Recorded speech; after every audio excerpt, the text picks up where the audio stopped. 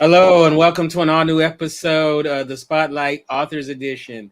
I am one of your hosts, Kinte, all the way live from Los Angeles, California, and I'm joined by my wonderful, beautiful, talented co-host and Renee, all the way from Silver Spring, Maryland. Silver Spring. Don't say Silver Springs. Please do not. Please.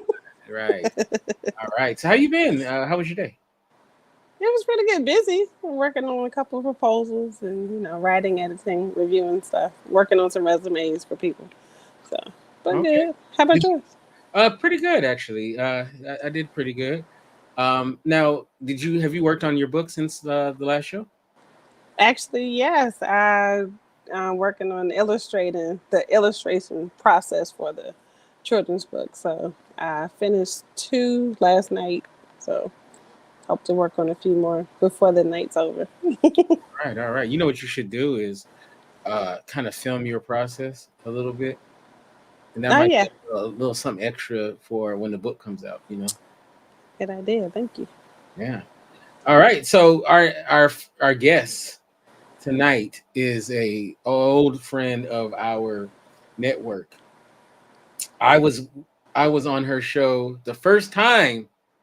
I mean, her first time doing a podcast. Couldn't even tell because she seemed like a veteran. And now this young lady has just been killing the game with books, podcasts, YouTube, reality shows. I mean, movies as well. And this person comes all the way from Canada. It's the one and only L.A. Wade. How you doing, L.A.? Hey, Alex. Oh, so happy to see your two faces You together. too. Thank you. Warm. Yes. Now, for those who may not know who you are, just give a little background to who you are. Man, you think that's an easy question? That's the hardest you're giving me. My name is L.A. Wade. I come from Toronto, Canada, and I'm an author. Hey, Andre, what's going down? I'm an author. I am a newly found director, podcast host, a mental health advocate, and I care desperately about people with melanated skin. That's the best way I know how to say it. All right. Now, I want to kind of go back to in the Wayback Machine. Can you make the song go? What I want to do right here is go back, and then Oh yeah, yeah. Hey, Mr. DJ, yeah, yeah. Um, Now, the first time I met you was on a podcast hosted by Dr. Vibe. oh wow, And I remember when I was told that, I think you told me like like way later, you was like, that was my first thing I ever was on. I was like very surprised because you were definitely, you felt at home and whatnot. And to see where you're at now is so incredible. I mean, one thing I love about what you do is you say, like, a lot of people say, I'm going to do this, I'm going to scale Mount Kilimanjaro, I'm going to do this. by the way. This next, but when you say you're going to do something, you do it. Like, you do it. You talked about the elephant room. It happened. You talked about cocktails, and it happened. You talked about, everything you talk about, you do it. You follow through with it. And it's definitely commendable that you do that. So now, when I talk to you and I have conversations and you say you're going to do something, I don't just go, oh, she just thought. You know what I mean? Like, I'd be like, oh, okay, she about to make it happen. And so you say you scaling Mount Kilimanjaro, I expect to see you do it, Pictures and videos. Yeah, you know. that's So, raw. so Here's we're, from the top of Kilimanjaro right here. so um, kind of talk about that, like that drive that you have to make things happen. Is that something that's always been a part of who you are, or is this something you found this later in life? I think it comes from my ability to be a survivor. To be honest, I think that my story is really sad, and comes from when I was 5 years old being abused. And when you're on the periphery of your own life from such a young age, you can't help but absorb and try to decide, like, how do you navigate these spaces that aren't safe. And as I tried to navigate the spaces, I developed a great sense of resiliency and a survival technique that had me continuing to hit walls, but then still be able to push through till I got to the other side of it. And I think that all those years of survival has really how to be resilient and to just persistent. And I think I also, because I have a learning disability, and I've been told that it's a learning disability, and I'm pretty high functioning. I always feel like I needed to prove something to people, because just because you have a disability or you suffer with trauma or anything like that, it doesn't mean that you don't have the ability to do things that other people can do. And I guess I carry that with me, and I want to prove to other people that they can do anything if they really discipline themselves and organize their life around what it is they set out to do. Yeah, I mean, I really admire that about you, and also one thing too, you have an athletic background as well. Can you talk a little bit about that?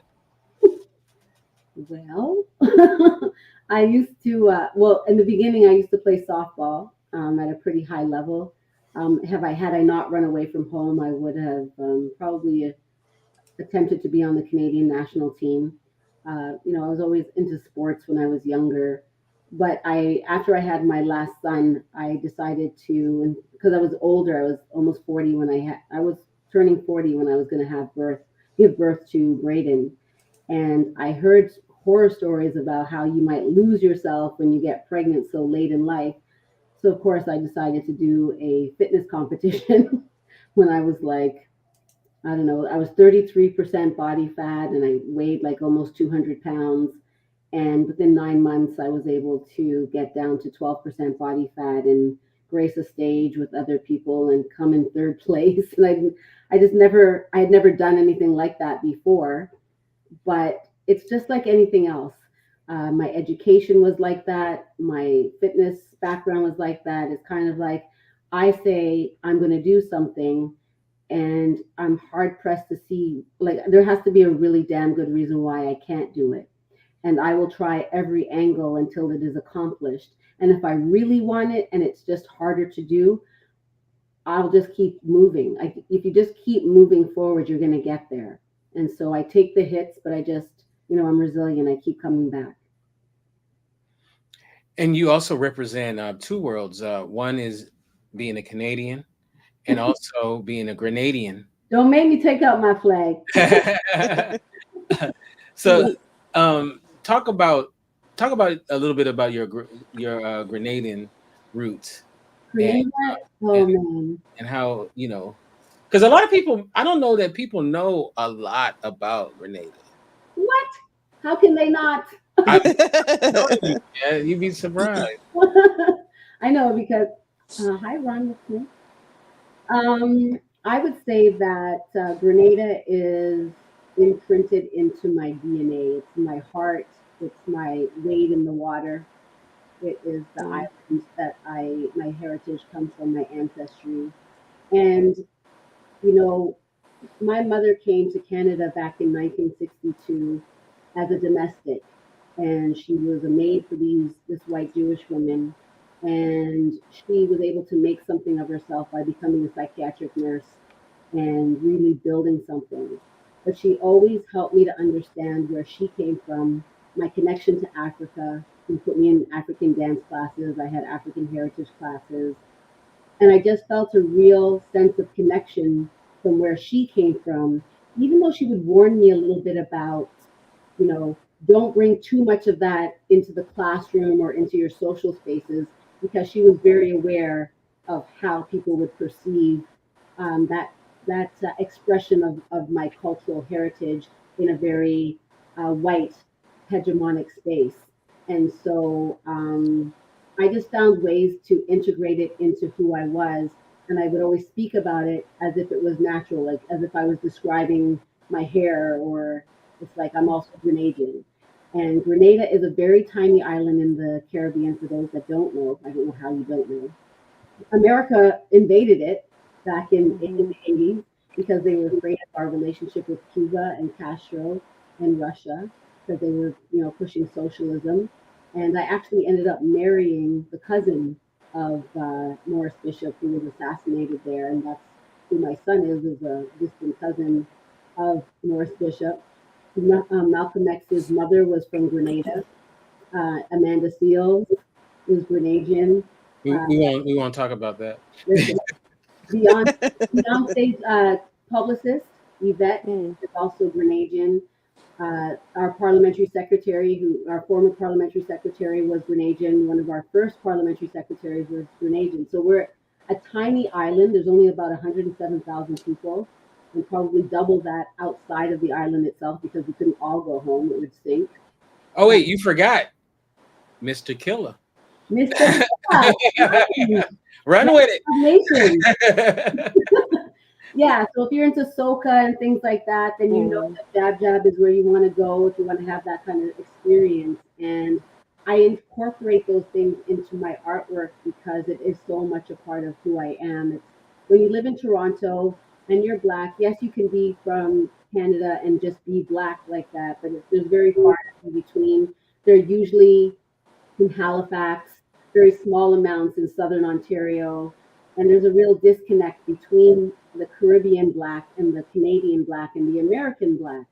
Mm. And all of these things kind of impressed upon me that we're just all from the continent, and we're in the diaspora, and we have our different representations based on our biographies and our histories.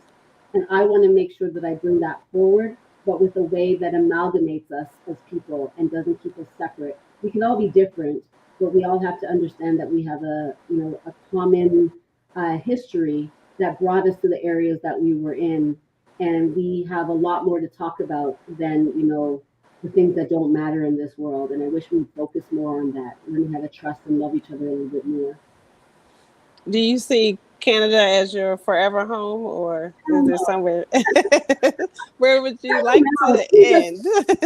listen, ever since COVID, I don't even really recognize this country anymore. They got a little Mm. crazy with the vaccinations and all of that stuff, Okay. and I think that they have a very old mentality, and that's why so Mm. many popular Canadians end up going to the US, because there's a population that can handle the creativity that we come with.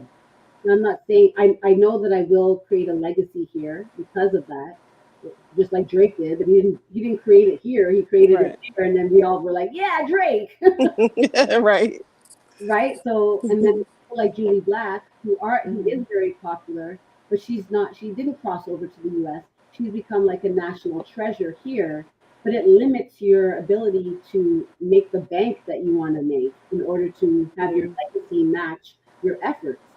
And I think that that's where we become stagnant here. So if I stay here, um, I am breaking down some walls, but it requires so much of me. And now that I'm older, I don't think I want the same fight. I'm interested in a little bit of a softer life right now. I think I've earned my stripes. Um, yeah, I think I'm just ready to like still break down walls, but do it more efficiently, more Mm. strategically, so that I don't have to work as hard as I was before. Wow. Yeah. Oh, It's yeah. a scene over here. So you're a working woman. You're a mother. You are a entrepreneur. I mean, you wear a lot of hats. I mean, how I do you do wear a lot of hats. Literally. do it? How are you able to do it? Um, you just do it. Like, if you see these movies when people are working, can't stay on the session. Oh, Uh-huh. hi, I'm sorry you can't stay. Um, Mhm. how do I do it? You just do it. Like I don't shoot to miss. I'm not here for practice. This is my life, and I have goals. I understand. I've been, like I said, I'm on the periphery of everything that has kind of happened in my upbringing, and I observe culture. I observe how people are subjugated for ridiculous reasons. Some were punitive in the U.S. some more, bureaucratic here in Canada. And some people aren't even aware. They're just, blindly, ignorant. But we all interact with each other from that space. And I think that it has developed a great distrust. And I think that motivates me because, especially having children, I want them to live in a world with more empathy and compassion. And I have to be a part of making that happen. Be the change you want to see in the world. That's why I do it. That's why I don't get tired to the point where I'll stop. Um, but I want to plant seeds in people to recognize that they have the power to make the changes that they think are impossible, and I'm doing that. Everyone, they count me out all the time, but I keep coming. So they can do it too. Any of us can if we discipline ourselves enough and organize our goals. Hmm. Now, this show we talk to authors, and that's one of the hats you wear is an author, a two-time author, right? At this point. Yeah. And so, first of all, oh, there we go, there we go. Yeah. And first of all, let's talk about what was it that made you say, "I must write a book." If you know my life, I must write a book. Write a book. And I attempted to write a book from a long time ago about my life. And it was incredibly difficult because it was incredibly painful. And I was in the middle of my healing. And I go to New York a lot because it's just, across the pond type of thing. And when I go there, I have the best time. I meet, like, there's no black men here too much. Well, now there might be. But I have had a hard time meeting black men that are in the mindfulness that I have that can support the kind of resilience and the goals that I have. And so going to the US at the very least was great for your ego. They really black men love black women out there. They like white women too a lot in Florida. But anyway, that's a whole other. I digress, which is a big part of how I write. Um, what was the question? Oh no, what was it that made you want to write the book? Yeah, the writing it down after trying to do my own story. I think that all my trips to New York, they were really fun experiences. Hey, Serena, very fun experiences that I just started. I knew a guy who wrote eroticas, and I was like, "Ooh, maybe I could write a little erotica because I've had some crazy ass experiences." So I started to write one after a trip that I took to New York, and I wrote it down. And as I was writing it, I called him and I'm like, can I read you something? I'm not really sure what I'm doing here, but can I read you something?" And he's like, "Don't stop." Going. Read a And little bit That's slower. good. Read yeah, it one more time. but the hardest part about writing at first was that it was too personal. You do have to create some kind of distance between yourself and the pen because just like if you're acting, I guess you can get lost in the character that you are writing about. And if you don't have that separation, it will become a distortion of what is true. And so what I did was I created a character. It is a picture of me, but I asked somebody to illustrate me. Mhm. And when I asked them to illustrate me, I was being very purposeful about two things. One, that she'd be naked on the cover. About a couple of things, now, three things. That she's naked on the cover, that she's looking back at the whoever's going to be looking at it. And I recognize very clearly that if I physically was on the cover of this book, it would be received differently because of what Black women go through. Our stories aren't as integral and important to people as a character of a Black woman. They already characterize us. So why not give them what they're looking for? And if they dare to look inside, they'll get a lot more than what is just presented on the cover. She writes naked because my writing is naked. I'm very truthful, authentic, transparent, and vulnerable in the way that I write. She's looking back because she's also subject as well as object.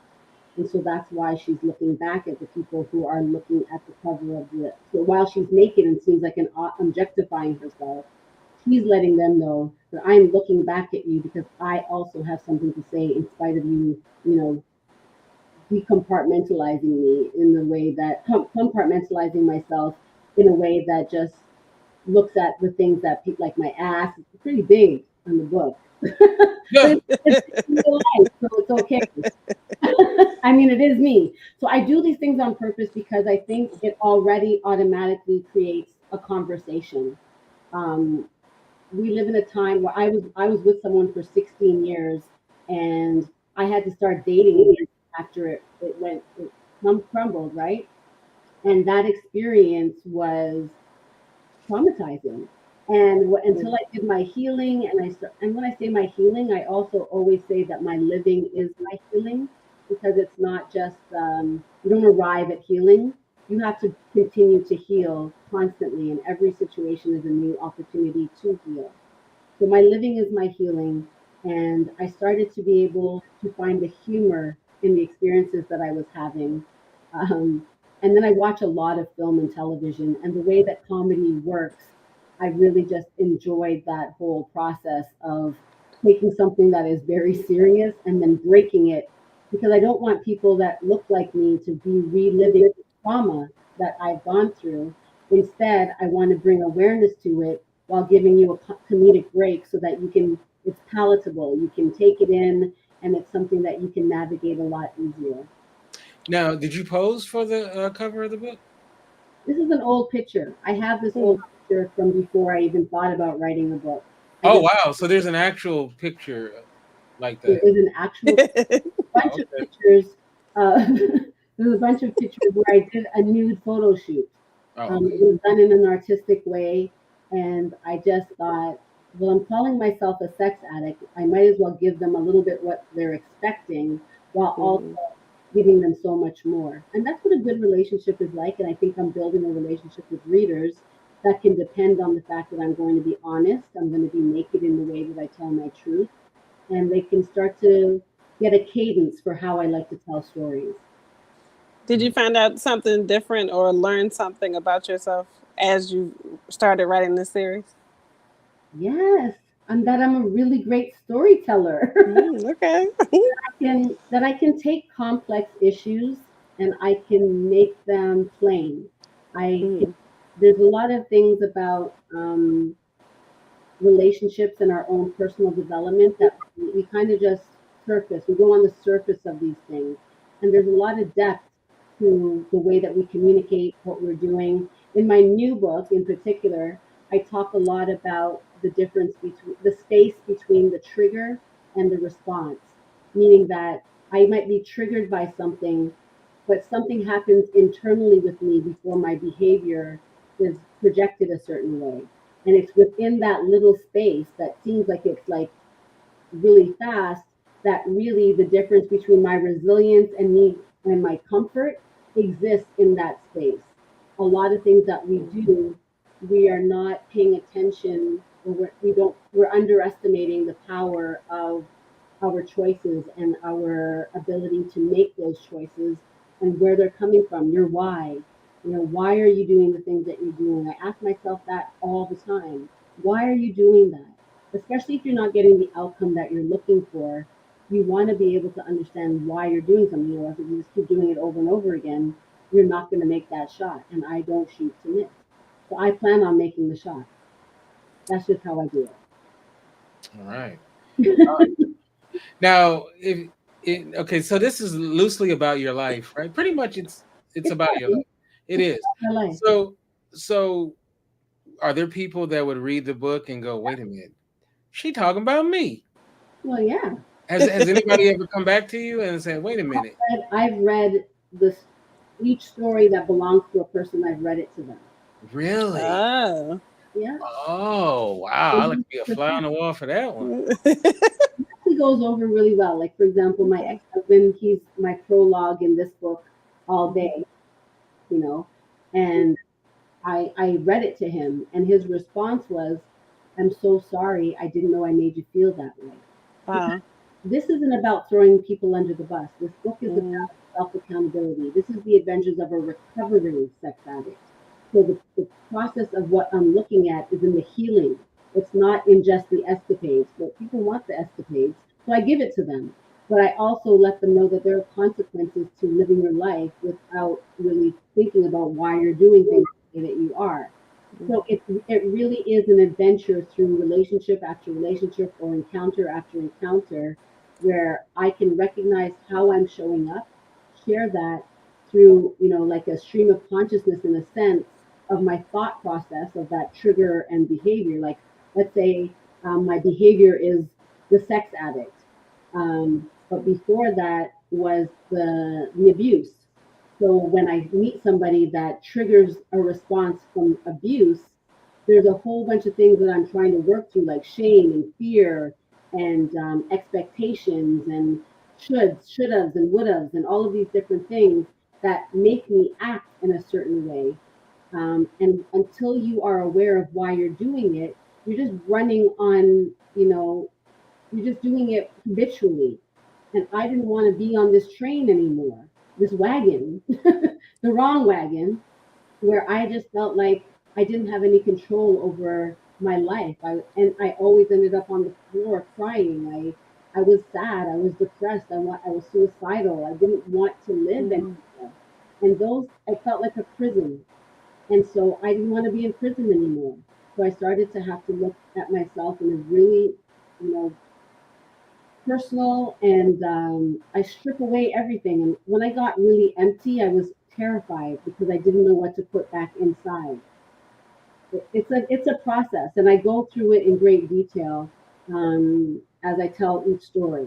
I talk about relationships with my mother, just different things that help me understand. And you're thinking, a lot of people were like, "But you have such good sex scenes in there," and I'm like, "Yeah, having those situations are what they were or what they are, but it doesn't define who is the person that is doing those things. And if I can have an F boy show up in my life, what am I doing to allow the F boy to show up in my life? What Amen. am I doing with the married man? Something, Mhm. yeah, I could put the focus on him, but I did it too. Right. Who was I showing up in that space? What was happening with me that allowed for that to be okay somewhere in my mind? And without us, our ability to explore that, we're going to hurt each other more and more. And I don't want to hurt anyone anymore. Yeah. For anybody that is gonna date you, would you suggest them read your books beforehand? And I don't know because, and even my podcast, like I would go online and I would share all kinds of things about my life. And that became actually very problematic in the dating space because with my trauma, I had a hard time determining what was safe and what was threatening. And so people would come like snakes in the grass, Mm. charming me because they think they understand something about me. Even without reading it, they just automatically think, oh, they just see the title and they're like, oh. Like I met a guy the other day when I was walking my dog, and he was like, I, he Googled me or something, and he came across what I'm writing, what I write about, and he sends it to me, he forwards it to me, and then he's like, I guess we can't have sex then. Wow. So they all, That's the first. that's the first thing. You know what I mean? It's just Uh-huh. ridiculous. So I'll That's also, kind of like a thought you keep in your head. you know what I mean? Yeah. But people tell me everything, so I'm not surprised. And then that also brings out their own. They feel like they can tell me their deepest, darkest secrets because clearly I can Because put. you're telling yours. Yeah. Then it makes them feel safer to tell me theirs. So I mean, if anything, I'm starting a conversation, which is what I want to do. I want to start that conversation, and I'm okay putting myself out there. Now, in terms of finding my own love, I heard that, stop looking for it, number one, and continue to work on yourself and the things that you're doing, and they will see you doing what you're doing, and they'll like that about you, opposed to trying to have myself fit into what I think somebody else wants. That was driving me crazy, trying to match Mhm. other people's expectations of myself. It's a lot of work. I'm saying, and I do enough already because I'm neurodivergent Right. in the way with the way that I think. So I think that when I do my work, I I stopped I stopped thirsting for that connection with men and validation with men. I didn't look for that anymore because I was giving it to myself, and I was, doing something that was worthy of something.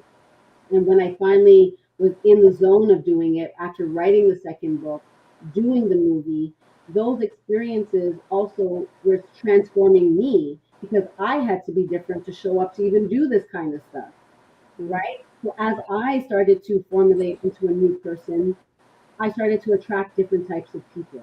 Yeah. And now I'm happy with them. That's It's good. good. That's With really that. good. Is your writing process for, say, this series, is it the same?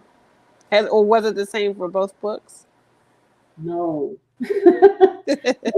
This book is a lot more, I call my genre, by the way, self help erotica. Okay. So this one is way more erotica than self help. And this Okay. is more, it's kind of self help, but not really. It's help. It's actually community help because I'm helping people figure out how to communicate. I'm really promoting relational wellness, but by owning your own shit. You have to Mm. own your shit in order to show up and be able to communicate with people. And you know, I also would like to say that my brand is very much for men and women. I don't believe in the white feminist rhetoric of like emasculating black men and putting men down. And I don't, I won that, we would say if you were from Jamaica, which if you're from Toronto and you're black, then you're just an honorary Jamaican. That's why our slang and everything sounds like we sound like a really bad Jamaican accent. Yeah. It's because we're not all from Jamaica, but we're all trying to be. Mm. Um, but yeah, I think that I'm attracting the right type of people to my life right now. I am showing up differently, and I'm at peace.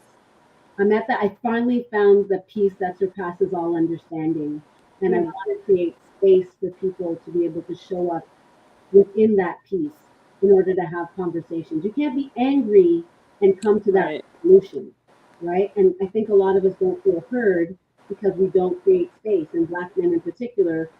A lot of us women don't create space for them to show up. We don't create space for them to have emotions. And I Mm-hmm. became very passionate about that because I have two black boys. I raise black men. And when I see how the little girls treat them, I'm like, that's going to get worse as they get older. Right. Yeah. Right? So, own your shit and create space for those that you're interacting with. And you'll be surprised at the outcomes that you can have when you do that. Wow. And it's interesting to find out from you the responses you get from people who read the book, especially men and women. Like, are they similar responses? Are they different? I'm really interested. I get men that say, men give me a lot of feedback in the sense that they recognize themselves in what I've characterized, right? I can see that they tell me that they can recognize themselves. And in women, they feel the shame and they're like, they whisper, like, Mm. girl, I know what you're talking about there, girl. It's kind of that kind of thing. Whereas men are like, I've been that guy. And then somebody else was like, it's really interesting to see how a woman is interacting with the behaviors of men, whether it's about me sleeping with them or not. It's just because I really break down my thought process.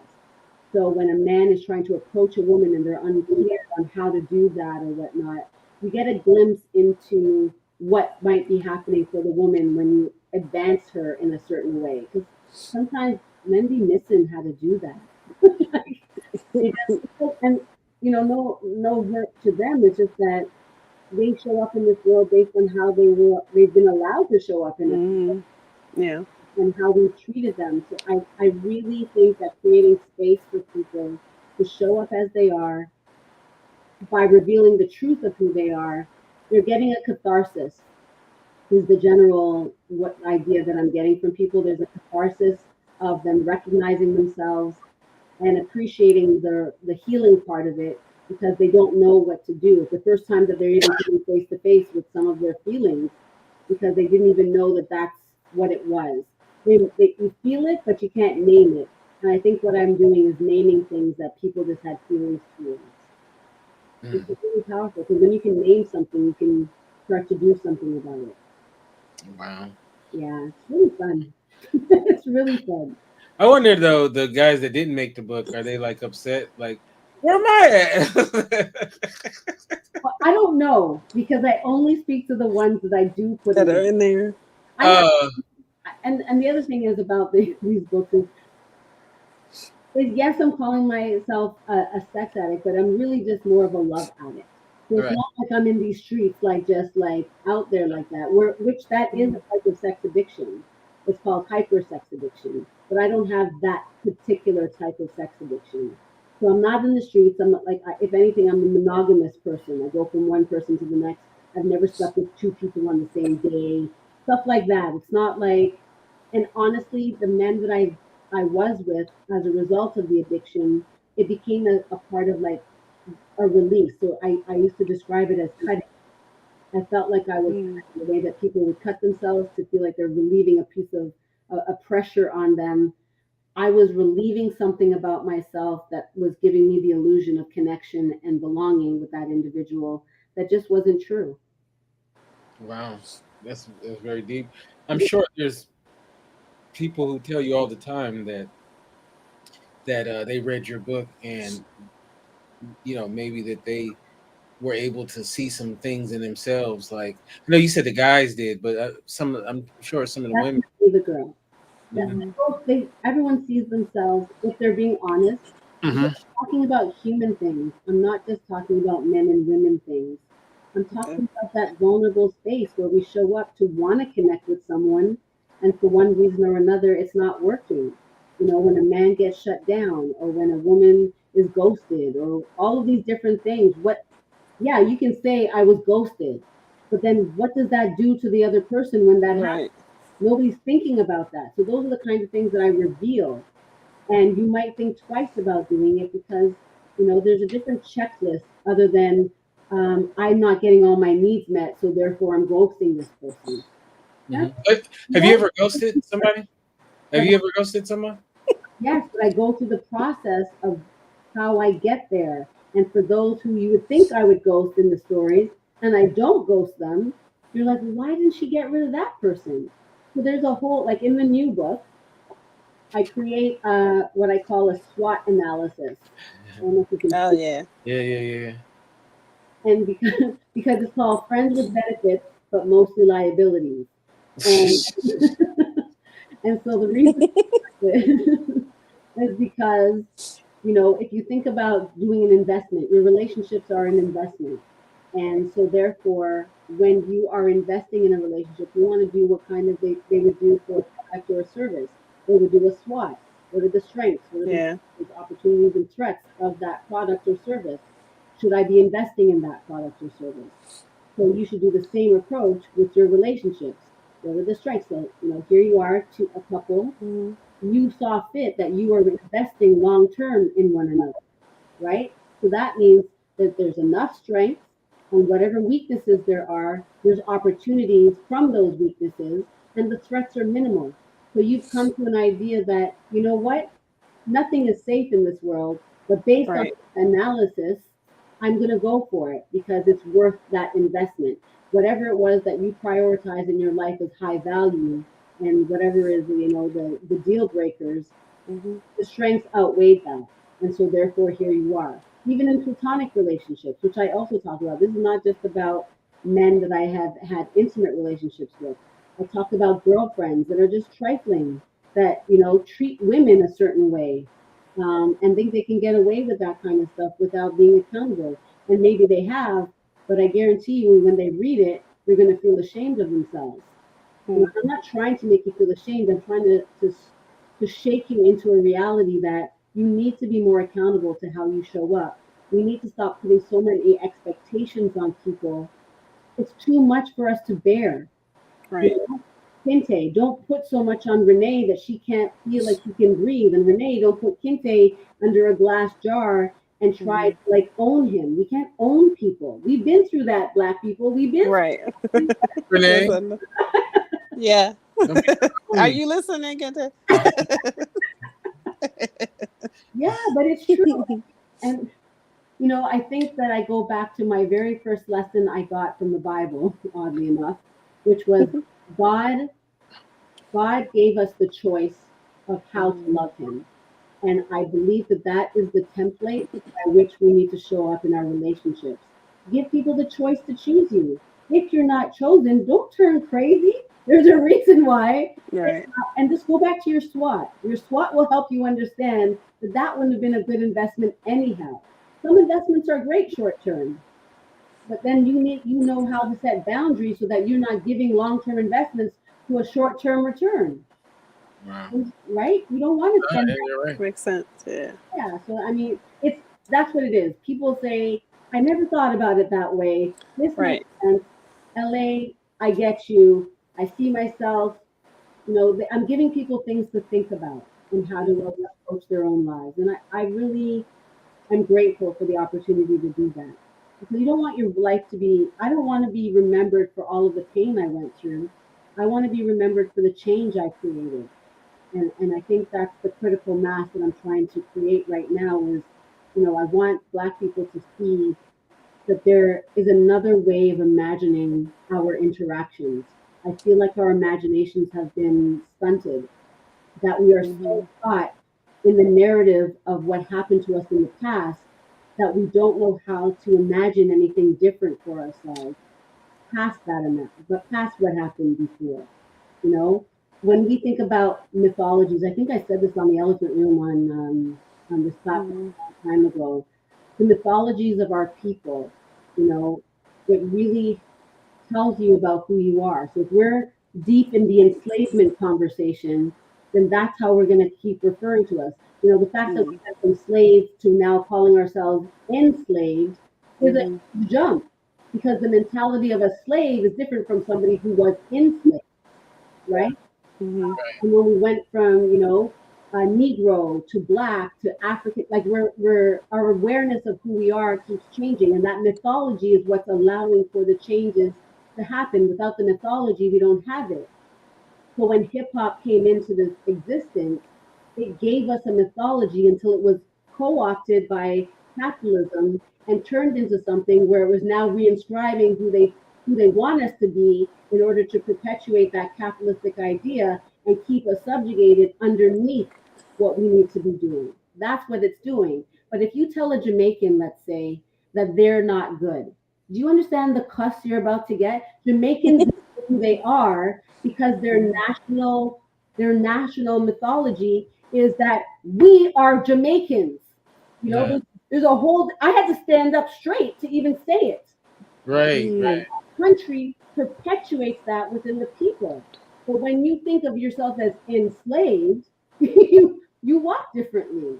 Right. And that's the subtle differences that I'm talking about that my stuff it's pinpointing those kind of like nuanced differences, those idiosyncrasies that we're taking for granted because we don't understand how it's intersected into how we see ourselves. That's what we need to break.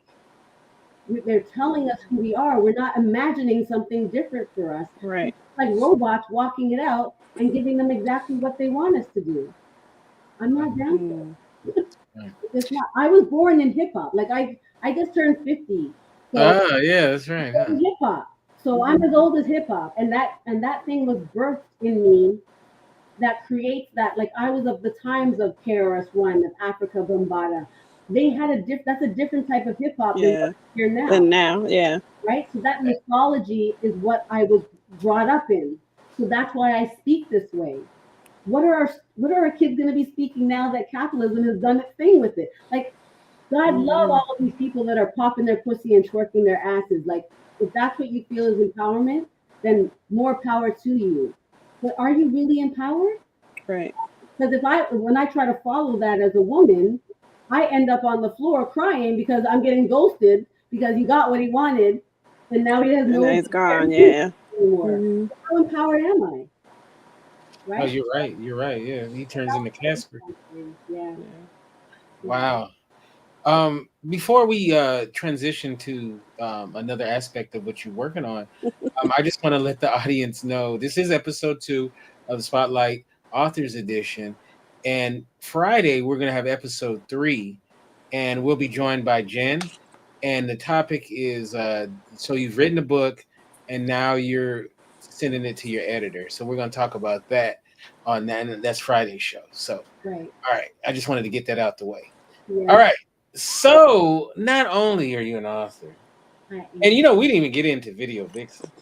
Maybe we didn't even get to that, but maybe another time. But I think I'm a video vixen. I don't know what you're talking about. oh, okay. Oh, we're gonna act like.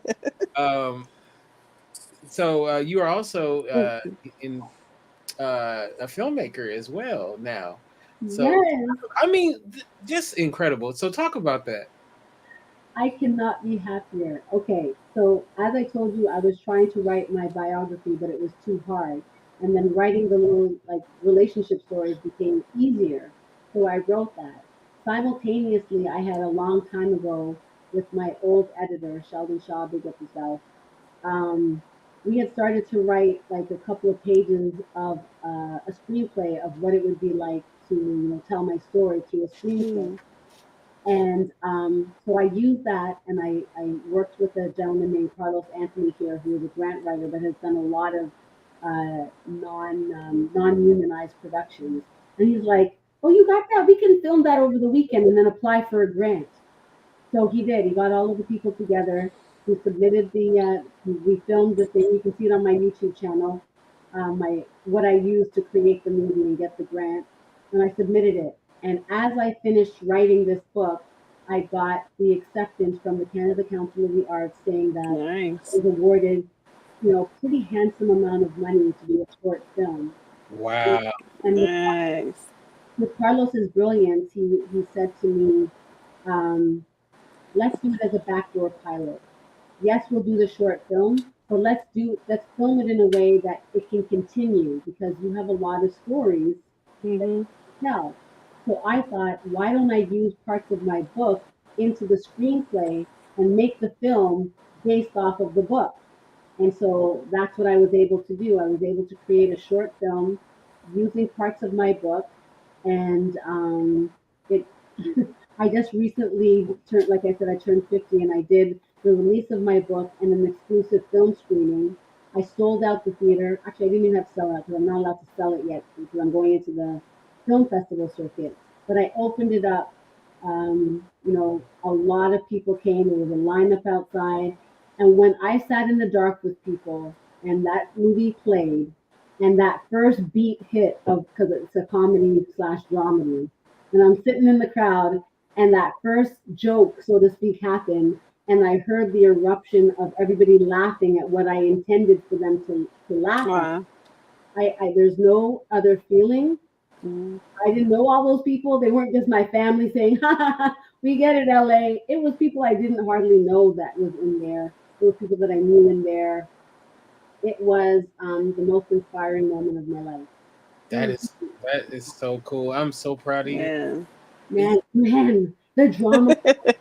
Mom walked up on the stage, man. My mom walked up on the stage. Now, if anyone knows me, the history with my mother is like it's intense. Okay. And she was terrified that I'm going to put all of the business of our family out there. So when she saw it, the response that I'm getting from not only her, but from many people is, this is so tastefully done. You know, you are bringing life to something, but you're not doing it in a way that is scandalous at all. So she walked up onto the stage with some flowers to give to me. Oh, Oh. She told, oh, my son's gonna walk by. Oh. And so as you can see, I don't hide my life from my son. Right. She walked up there and she basically told the entire cinema that she was scared of what I was doing, but after seeing what she saw today, she's never been prouder that I'm her daughter. And people were No. Oh. oh man, I want to cry. Wow. alive. I couldn't believe my eyes. The standing ovation that I got Mhm. afterwards. And what was the most glaring thing for me in seeing that being a part of that moment was that I have transformed to be able to stand there and be in that moment. I earned that moment. I Mhm. really earned it. And I wasn't swayed by, people get really emotional after they do certain things. And I recognized I created that distance that I was talking about. There is the distance between myself, who I truly am, and the art that I'm creating for the benefit of everyone. And so as they stood up, I was very moved. I was very happy. But I didn't once feel like crying. Not once. Because Mm.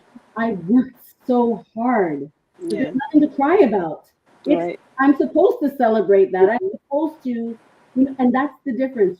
When you know how to receive the love that you never knew how to give to yourself, Mm-hmm. those people were clapping, but I had already given myself the love, which is why I was able to do it in the first place. So Mm. that was just more of an affirmation more than it was a validation. My validation Mm-hmm. came from me, and they affirmed it with their standing ovation, and I felt really, really proud. I was surrounded by people afterwards. I couldn't even get off the stage. I felt like a rock star, Oh. and You are. You definitely right. I knew right then and there that the adventures really have just begun. I always said, let the adventures begin, but the adventures really have just begun. I can't wait to start the tour. I can't wait to kick off everything that I'm planning for 2024 and the film festivals. And of course, the very, very special Professor James Small coming and taking me under his wing as a mentee has been, I think that's also made a big difference for me because he told me that all content is intent and that it's a Hmm. part of self creation. And his words and his guidance has really helped me anchor myself in the knowledge of self. And I really want to share that with other people. So I'm looking forward to the tour and bringing out conversations that aren't too heavy. Hey, Stephanie, I love that girl, man. I haven't seen heard about her in so long. Yeah, I and can't happy remember birthday, her name. Stephanie, by the way. Happy Happy birthday. birthday. What was her name again? It was so dope. She used to have this Oh, name. so Steph. So Uh, no, that's my girl right there. She's You so know what? That threw me off too, because when I was like, "Why you call yourself so?" And then so deaf. It was like so like I'm old. really? Duh. cute. Yeah, I didn't. Yeah, I was slow. I was slow on You're that gonna one. get your black card taken away, Kinte. I know. Yeah, I might have to cut it up. Right? Yeah, I was like, "Why would you call yourself Good so?" thing you're blessed through your wife You're because I better don't than know. that. You're better than that. So yeah.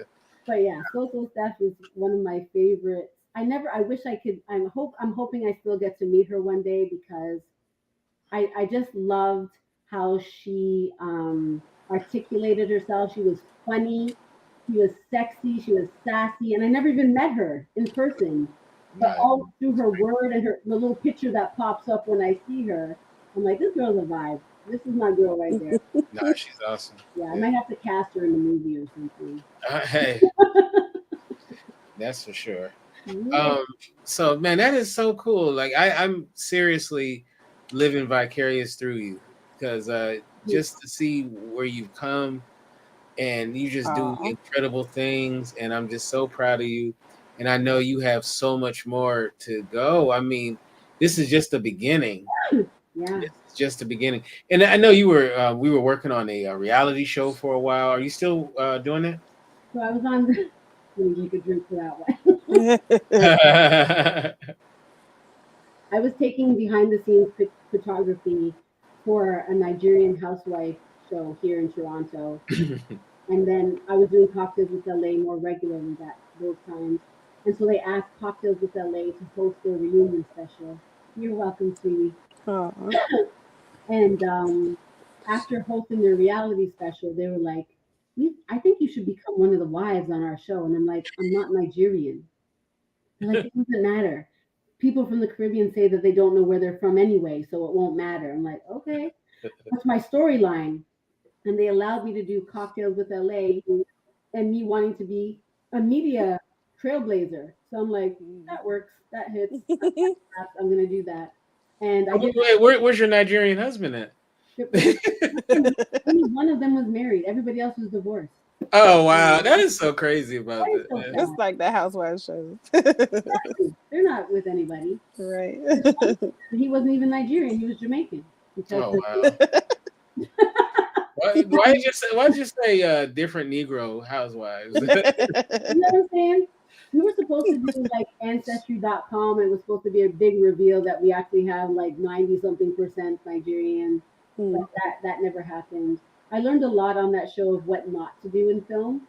And no hate to them, good for them because they're Right. breaking barriers, and I big them up for that. It's hard. It's definitely hard, but again, organization, discipline, having the right team, having good writing makes a big difference when you're filming something. So I pray that they get those elements together and they do their thing, but I will never be back on that show. Mm-hmm. They they wanted the fighting and all that stuff. I'm like, I'm not promoting that. So my Right. shtick was that I was the weed head on the show. Mm-hmm. It was Mm. a place for me because Canada, Toronto smoke, you're allowed to smoke weed here, and it was just something where they wanted to fight. I was the great comic relief where I could just like, I'm gonna just blow this shit out to deal with this. I know that was a stretch for playing weed, right? Did they have to show? Did they have to show you how to smoke the doobie? I walked around with this pen all day. Hilarious. No, but it was quite the experience. So but I have created a reality TV show that I would love to pitch. Mm. So what I heard about when you're pitching, like the TV show is something I want to pitch, but I've heard a lot of times that when you're in those rooms, make sure you have other things that they can, because they might say, well, what else do you have? Mm. And I'm going to say, honey, you should ask. I Yeah. have about two or three other things that I am Mm. working on, low key that are You really, know, really great. some of the biggest projects where that got made were because somebody was like, "Well, what else do you What have?" else do you have? A lot of like Jurassic Park. Mm-hmm. Just real quick, Michael Crichton, who wrote Jurassic Park, he was working with Steven Spielberg creating ER, the TV show ER. Oh yeah. It was going to be a movie. ER was the ER? Yeah, it was going to be a movie. The Wow. pilot would have been the movie, That would be and weird. well, he was a doctor, Michael Crichton, Mm-hmm. and so it's kind of like the Noah Wiley character is really him, and Ah, okay. so what happened was he was like, what else you got? And he said, well, I'm writing this thing about dinosaurs and DNA. And then he was like, Steven Spielberg said, he hadn't even wrote the book yet. He was like, I'll give you $1 I'll million. take it. I'll give you $1 million for the rights right now. He's like, I haven't even wrote the first chapter. He's like, I'll give you $1 million. Wow. Wow. I'm Well, like, I'm ready. You can't say no to Steven, right? Declared that I am going to become a millionaire within the next 2 years, and if I say it, it's going to happen. So get ready. I'm going to come. I'm coming for everybody because then I want to retire my man. When I find the man that I'm going to be with, I need him to work with me. I can't so I need to find somebody that's going to work with me because I believe of keeping it all in the family. right. Mm-hmm. And he can't be needing to go work for other people. Right. Work together. We'll co-create the company, and he's going to have skills that I don't have, and we're going to do amazing things together. Yin and yang. Peanut butter and jelly. Without definitely the jelly.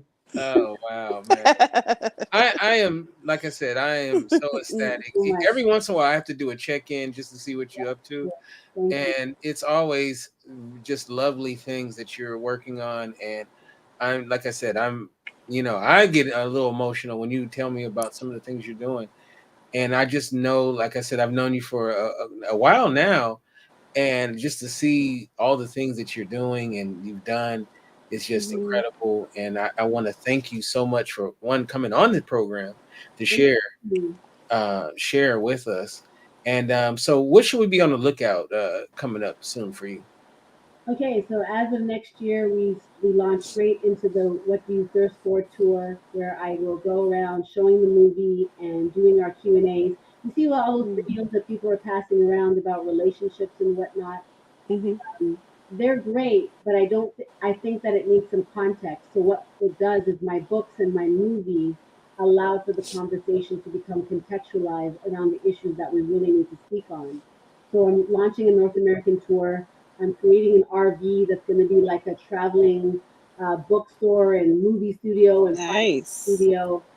So when I pull up in LA in my big RV, Kinte, you got to come on and do your You, podcast on the bus.